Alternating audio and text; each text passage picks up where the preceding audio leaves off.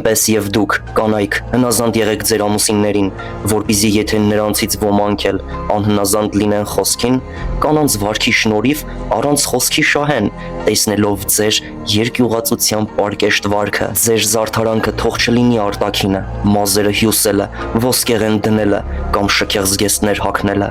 այլ ներքինը, սրտի ծպտված մարդը, հեզ եւ հանդարտ հոգու անկեղծությամբ, որն Աստծո առաջ առավել արժեքավոր է, որովհետև մի ժամանակ այդպես էին զարդարվում իրենց հույսը Աստծո վրա դրած սուրբ կանայք, որոնք հնազանդվում էին իրենց ամուսիններին, ինչպես Սառան, որ հնազանդ էր Աբրահամին, նրան Տեր կոչելով։ Նա ձեզ զավակներ դարձրեց, որպեսզի բարեգործ լինեք ու ոչնչից չվախենաք։ Նույնպես եւ դուք, ամուսիններ, նրանց հետ խոհեմությամբ ապրեք, կնոջը որպես դյուրաբեկ անոթի վերաբերվեք, պատվեք իբրև կյանքի շնորհի ժառանգակիցների, որպեսզի ձեր աղոթքներին արգելք չլինի։